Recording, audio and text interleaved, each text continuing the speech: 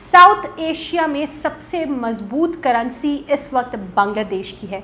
तो आज बात करेंगे एवोल्यूशन ऑफ बांग्लादेशी करेंसी यानी टका की। पाकिस्तान, इंडिया और बांग्लादेश में से इस वक्त देखें तो साउथ एशियन रीजन में जिस मुल्क की करेंसी सबसे ज़्यादा मुस्तहकम और स्टेबल और मजबूत नज़र आती है वो बांग्लादेश ही है कि जिस पे डॉलर का उतना असर नहीं नज़र आता। या अगर हम एक्सचेंज रेट के हिसाब से भी देखें तो इस वक्त जो सबसे सही या सबसे मजबूत पोजीशन पे करेंसी नज़र आती है वो बांग्लादेश की है। तो आज हम बात करेंगे कि बांग्लादेश की करेंसी यानी टका का सफ़र कहाँ से शुरू हुआ, ये कब बांग्लादेश की ऑफिशियल करेंसी बना, तब क्या वैल्यू थी और किन उतार चढ़ाव के बाद ये इस वक्त साउथ एशिया की सबसे मजबूत करेंसी है। अस्सलाम वालेकुम, मैं हूँ फरजीन अमीन और आज बात करेंगे बांग्लादेश की करेंसी यानी टका की कि टका कब फॉर्म हुआ, कब ये अपने हाईएस्ट स्टेट पे था और कैसे ये आज साउथ एशिया की सबसे मजबूत करेंसी बन चुका है। थोड़ा सा हिस्ट्री का पर्सपेक्टिव जानना बहुत ज़रूरी है, तभी हम आपको बता सकेंगे कि हम स्पेशली टका की आज बात क्यों कर रहे हैं या बांग्लादेश की करेंसी को इतनी इम्पोर्टेंस क्यों दे रहे हैं। तो बांग्लादेश की पाकिस्तान से लिबरेशन से पहले जब वो ईस्ट पाकिस्तान हुआ करता था तब वहाँ पे पाकिस्तानी रुपी ही चलता था और 1956 के बाद आपको बता दें कि पाकिस्तान और ईस्ट और वेस्ट पाकिस्तान दोनों जो यूनियन था पाकिस्तान का उसमें पाकिस्तानी रुपी के ऊपर टका भी लिखा गया था, यानी रुपी एंड टका दोनों ऑफिशियल नोट्स और कॉइन्स के ऊपर इम्प्रिंटेड था और वो काफ़ी टाइम तक चलता रहा। 1971 में फिर लिबरेशन का सारा इशू हुआ और बांग्लादेश अलग से एक मुल्क के तौर पर फॉर्म हो गया, लेकिन 1971 के बाद भी ऑफिशियली बांग्लादेश में पाकिस्तानी रुपी ही चल रहा था। 1972 तक 3-4 महीने तक पाकिस्तानी रुपी ही चलता रहा। फिर प्रोटेस्ट शुरू हो गए, पाकिस्तानी नोट्स के ऊपर बांग्लादेश के स्टैम्प्स लगने शुरू हो गए, जिससे पता चला कि अब ये वहाँ पे एक्सेप्टेबल नहीं रहा। ऑलरेडी इन प्रोसेस भी था कि एक नई अपनी इंडिविजुअल करेंसी को फॉर्म किया जाए और officially March 1972 was the month के जब टका फॉर्मेशन में आया और बांग्लादेश में एक नई करेंसी इंट्रोड्यूस हुई जिसका नाम था टका। अब बांग्लादेश की नई करेंसी जब फॉर्म में आई तो जो नोट्स आए वो 1 टका, 2 टका, 5 टका और 100 टका तक के ही नोट्स थे। इससे ज़्यादा बड़े नोट्स उन्होंने इशू नहीं किए थे। और आपको साथ साथ बता दें कि पाकिस्तान और बांग्लादेश दोनों की जो करेंसी वैल्यू थी, एक्सचेंज रेट था, वो मोर और लेस सेम था। 1972 के फ़ौरन बाद जो एक्सचेंज रेट चलता रहा बांग्लादेश में वो ये था कि $1 वॉज ऑलमोस्ट अबाउट 7.35 और टू 8 टकास और पाकिस्तानी वैल्यू भी मोर और लेस यही चलती रही थी। और उस टाइम के हिसाब से देखें तो उस टाइम के हिसाब से ये बहुत ज़्यादा डिफरेंस माना जाता था। अब के हिसाब से हमें लग रहा होगा कि उस वक्त बहुत ज़्यादा डॉलर सस्ता था, लेकिन ये बहुत पुरानी बात है, इट्स लाइक 50 ईयर्स अगो की बात है। और अब के हिसाब से कंपैरिजन हम आपको इन दी एंड बताएंगे कि अब क्या सूरत हाल है। फिर आपको बता दें कि आहिस्ता आहिस्ता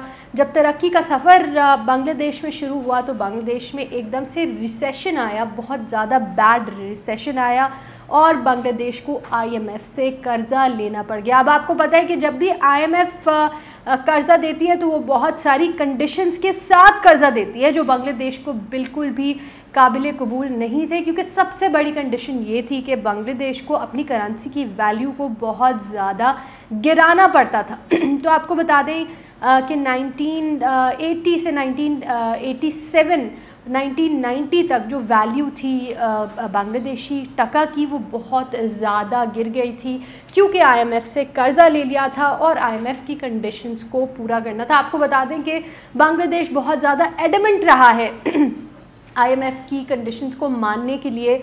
बहुत सारे प्रोटेस्ट हुए जिसमें कहा गया कि हमें बांग्लादेश की कंडीशंस को नहीं मानना चाहिए, लेकिन इन दी एंड मजबूरी बन गया बांग्लादेश के लिए कि वो IMF से कर्ज़ा ले और अपना जो डेवलपमेंट का प्रोसेस है उसको कंटिन्यू रखे। आपको बता देंगे 1978 बहुत ज़्यादा सिग्निफिकेंट ईयर था बांग्लादेश के लिए, क्योंकि बांग्लादेश में जो डेवलपमेंट का पेस था वो ट्रिपल हो गया था। जो लोन IMF से लिया गया था उसको जब अप्लाई किया गया, जो डेवलपमेंट सेक्टर्स में इन्वेस्टमेंट हुई, उस इन्वेस्टमेंट ने एक बहुत ज़्यादा इंडस्ट्रियल बूम आया बांग्लादेश में। और बांग्लादेश में हम देखते हैं कि उसके बाद से जो टका की वैल्यू है वो बढ़ती ही चली गई। साथ ही साथ 10-12 साल के अरसे में हमने देखा कि टका एक स्टेबल प्लेस पे आ गया। फिर 2011 वाज द टाइम जब टका स्टेबल से बेहतर करेंसीज की तरफ चलता गया। आपको बता दें 2008 का जो वक्त था वो बड़ा इंटरेस्टिंग इसलिए था क्योंकि पाकिस्तान और बांग्लादेश दोनों की currency value, exchange rate was the same. लेकिन उसके बाद से जो जर्नी पाकिस्तान की थी वो डिक्लाइन की तरफ गई, यानी पाकिस्तान के पैसे की जो वैल्यू है वो कम होती गई और बांग्लादेश के टका की जो वैल्यू है वो पहले से बहुत ज़्यादा बेहतर होती चली। फिर 2011 में बहुत सिग्निफिकेंट डिफरेंस आया और 2011 में जो एक्सचेंज रेट था टका का वो $1 के हिसाब से 72 टका था। साथ ही साथ हमने आगे बढ़ते हुए जब देखा तो 2012 में एक पॉइंट आया जहाँ पे डॉलर बहुत महंगा हो गया था उस टाइम के हिसाब से बांग्लादेश में, और 2012 में टका की जो प्राइस या एक्सचेंज रेट था वो $1 वाज इक्वल टू 82 टका, जिस पे फिर दोबारा से बहुत ज़्यादा काम किया गया, डेवलपमेंट के पेस को और ज़्यादा बढ़ाया गया।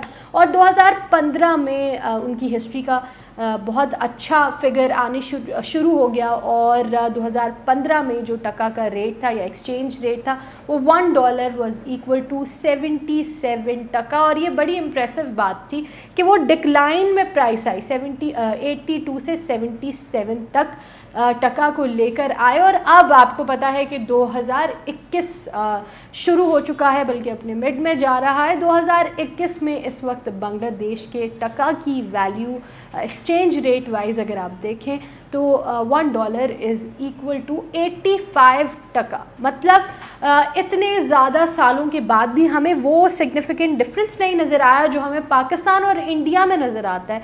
जहाँ पाकिस्तान में आपको पता है कि डॉलर 160 से ऊपर चला गया था, फिर डाउन आया, 159 पे आया, फिर 158 पे आया और अब चेंज होती रहती है फिगर, लेकिन 157 से रुपीस से नीचे नहीं गया अब तक भी। काफ़ी टाइम हो गया है कि हम देख रहे हैं कि वो इन्हीं फिगर्स के अंदर लिंगर कर रहा है। अगर आप पाकिस्तान और बांग्लादेश की करेंसी का भी आपस में कंपैरिजन कर लें तो जहां $1 इस वक्त बांग्लादेश में सिर्फ 85 टका का मिल रहा है, वो भी मैं आपको राउंड फिगर बता रही हूँ, इट इज़ 84 पॉइंट समथिंग, लेकिन राउंड फिगर में 85 टका में ही वहाँ पे मिलता है। वहाँ पाकिस्तान में नॉर्मल लोगों को जब अवेल करने जाते हैं, एक्सचेंज करने जाते हैं तो डॉलर मिल रहा है अराउंड 159 टू 160 का, which is a very big difference.